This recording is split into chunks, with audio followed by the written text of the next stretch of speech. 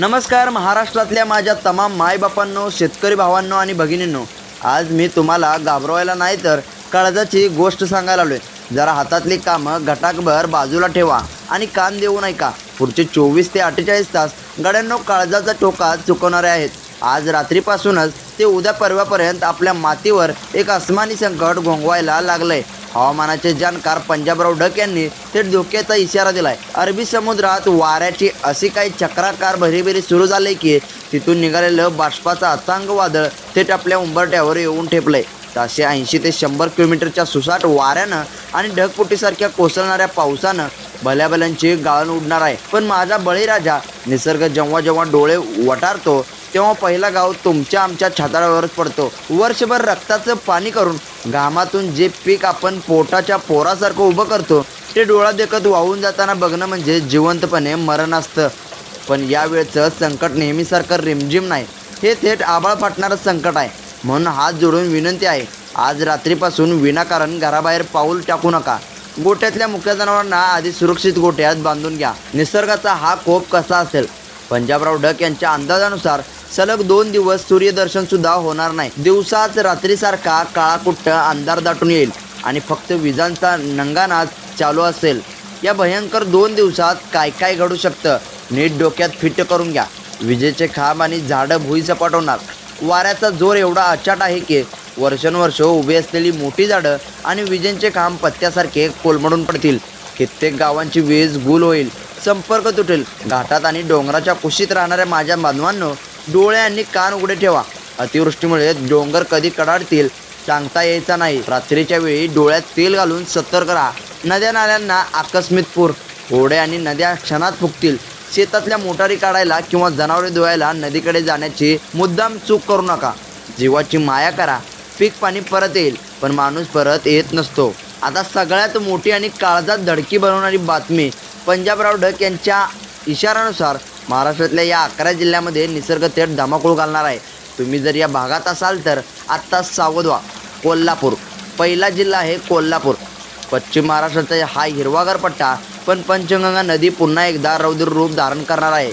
ऊस उत्पादक भागात मुसळधार पाऊस होणार असून नदीकडच्या गावांना प्रशासनाने आत्ताच सळो की पळो करून सोडलंय। सुरक्षित जागी हालचाल करा। दुसरा जिल्हा आहे नाशिक। द्राक्ष आणि कांद्याच्या आगार असलेल्या नाशिकला वादळी वाऱ्याचा थेट तडाखा बसेल। गोदावरी नदीच्या पातळी अकराळ विकराळ वाढणार असून विजांच्या कडकडासह ढगफुटीचे दाट शक्यता आहे। तर तिसरा जिल्हा आहे पुणे। पुणे जिल्ह्याच्या घाटमाथ्यावर लोणावळा, मावळ, मुळशी आभाळ फाटणार आहे। भीमथडी आणि मुळामुठा नदी खोऱ्यात पूर येऊन डोंगराळ भागात दरडी कोसळण्याचा हाय अलर्ट आहे। त्यानंतर चौथा सातारा जिल्हा। कृष्णा आणि कोयनेच्या काठावरच्या लोकांनो, डोळ्यात तेल घालून राहा। महाबळेश्वर वाई परिसरात एवढा पाऊस पडणार आहे की डोंगर वाहून सकल भाग जलमय होतील। त्यानंतर 5वा जिल्हा रत्नागिरी। कोकण किनारपट्टीवर ताशी 100 किलोमीटर वेगाने वारे वाहतील। हापूस आणि काजूच्या बागा वाचवणं जिकिरीचं होईल। समुद्राला उधाण येणार असल्याने मच्छीमारांनी समुद्राकडे फिरकूही नये। त्यानंतर 6वा आहे सिंधुदुर्ग।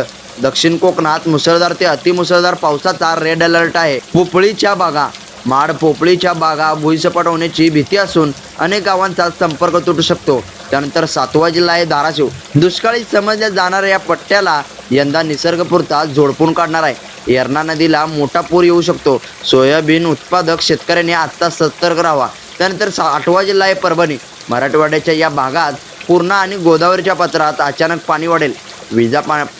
विजा पडण्याचा सर्वात मोठा धोका इथंच आहे। शेतकऱ्यांनी झाडाखाली उभं राहण्याची चूक करू नका। त्यानंतर 9वा बुलढाणा। विदर्भाच्या वेशीवर निसर्गाचा मोठा कोप पाहायला मिळेल। पेनगंगा नदीकाठच्या गावांना धोक्याचा इशारा दिला असून कापूस आणि मक्याच्या शेतात पाणीच पाणी होणार आहे। त्यानंतर 10वा जिल्हा आहे नागपूर। संत्र्याच्या आणि जागतिक पट्ट्यात ढगांचा असा काही गडगडाट होईल की काळजात धडकी भरेल। कन्हान आणि पेंच नद्यांना भीषण पूर येईल।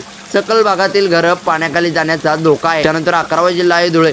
खानदेशाच्या या भागात पांझारा नदीला रौद्र रूप येण्याची दाट शक्यता आहे। वादळी वाऱ्यामुळे घरांची छप्पर उडून जातील, त्यामुळे पक्क्या घरातच आश्रय घ्या। माझ्या शेतकरी भावांनो, हा निरोप देताना माझंही काळीज हेलावतंय, कारण मला माहीत आहे की एका रात्री जेव्हा होत्याचं नव्हतं होतंय तेव्हा त्या शेतकरी कुटुंबावर काय बीततंय। पण निसर्गाच्या या तांडवापुढे कोणाचंच काही चालत नाही।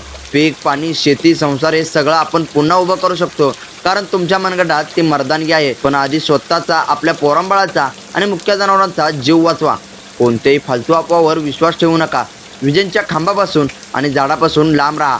पुढचे 2 दिवस घरातच कोरडा घास खाऊन बसा, पण विनाकारण संकटाच्या तोंडात जाऊ नका. हवामानाच्या प्रत्येक अधिकृत अपडेटसाठी त्या चॅनलला आत्ता सबस्क्राईब करून ठेवा आणि हा व्हिडिओ महाराष्ट्रातल्या प्रत्येक शेतकरी बांधवापर्यंत प्रत्येक ग्रुपवर आत्ताच्या आत्ता शेअर करा. कदाचित तुमचा एक शेअर कोणाचा तरी जीव वाचवू शकेल. सुरक्षित राहा, काळजी घ्या. राम राम.